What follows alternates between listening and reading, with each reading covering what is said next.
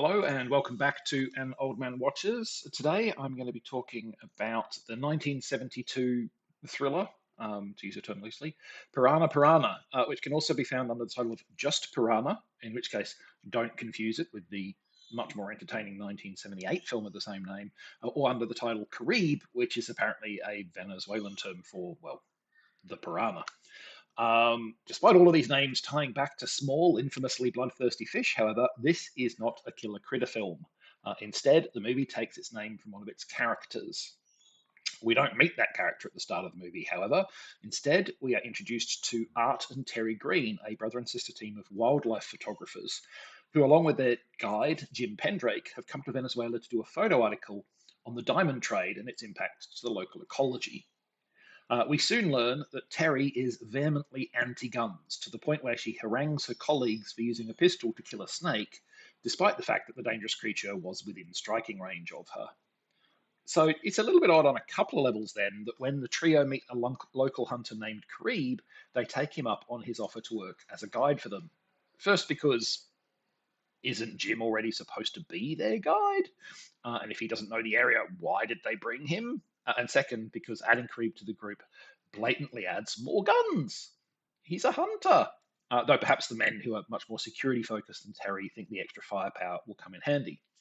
And Kareeb does prove to be very knowledgeable about the area, which is helpful to their work. Perhaps why the trio put up with his occasional testosterone fueled squabbles with Art and Jim and seem willing to overlook his conspicuous enthusiasm for killing animals. I mean, he is a hunter after all, right? Well, of course, you don't get a name like Kareeb, which means piranha, remember, without good cause. And once the group is sufficiently deep in the jungle, you probably won't be surprised to hear that it turns out that humans figure high on the list of animals that Kareeb likes to hunt. Art, Terry, and Jim will soon find themselves in a fight for their lives. As with any movie, though, the real question is, will you care about the outcome of that fight? And spoiler for the rest of this video, probably not. So this film is a co-production between Venezuelan production company Bolivar Films, who are still in operation today, and a US company named Magellan Productions, who appear to have made only this one movie. IMDb does list a second film for them, but it was a documentary made 45 years later, so I suspect it's a different organisation with the same name. In any case, the co-production saw filming take place in several countries across the South and Central Americas, while the main cast roles were filled by actors from the northern part of the continent, presumably because they were seen as more marketable to English-speaking audiences. Unfortunately, being entertaining does not appear to have been part of the plan to make the film marketable, and what we get is this very tepid and tedious 90-minute clunker of a film. So let's take a look at the various ways in which things go wrong with this movie. Now, you may have heard of the dramatic principle of Chekhov's gun, which comes from the Russian writer Anton Chekhov and his philosophy that an order should remove everything that has no relevance to the story.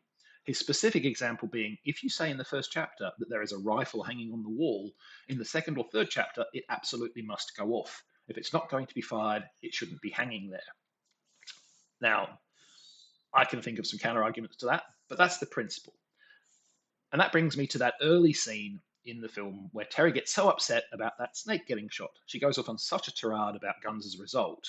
And it's not the first time she's complained about the men having firearms. A dark family secret, it seems, is the cause. We get rather a lot of exposition about this whole theme, signaling in very heavy handed fashion that Terry's negative attitude to guns will have some kind of payoff at the end of the film. So what we have here, then, is Chekhov's gun control. The film has made too much of the fact that Terry hates guns for that not to play some dramatic role in the finale. In fact, they belabor the point so heavily, you'll probably guess how the film is going to end. You may have already guessed. I mean, I knew within 10 minutes of the start of the movie what was going to happen at the end, and I was right. The movie's biggest problem, though, is that having spent 15 minutes introducing its cast of characters and telegraphing how things will play out between them, and then allocated another 15 minutes for that finale to actually take place, it then needs to fill another hour of screen time in order to be a proper feature-length movie.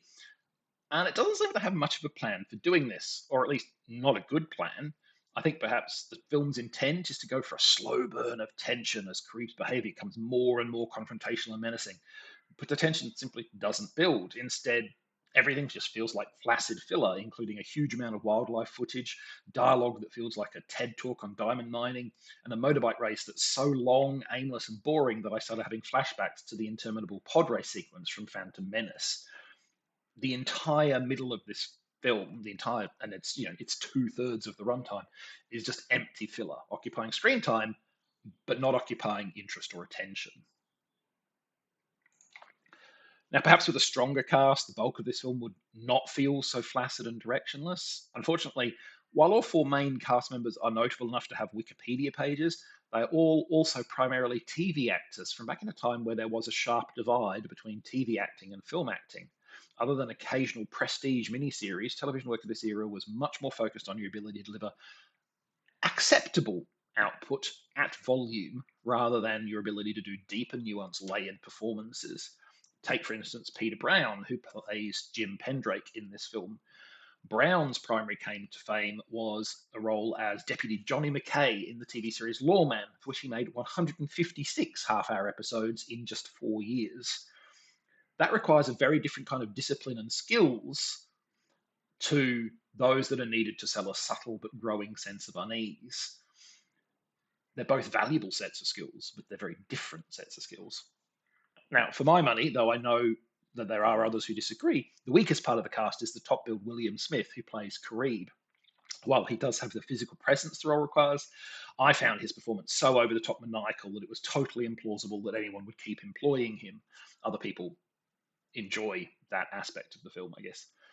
But ultimately, there's just not enough story here to sustain the film's length, and what story there is poorly delivered both in terms of the script and the performances. So do yourself a favour, skip this one. Next time, the wild and wacky 1971 offering Godzilla vs. Hedorah, also known, such as in the image on your screen, as Godzilla vs. the Smog Monster. As we will discuss, this is a movie about which many people, including the man regarded as the Big Lizard's creator, have some very strong opinions. But that's for next time. Until then, thanks for watching. I hope you enjoyed it. And if you've seen Piranha Piranha, let me know what you thought of it.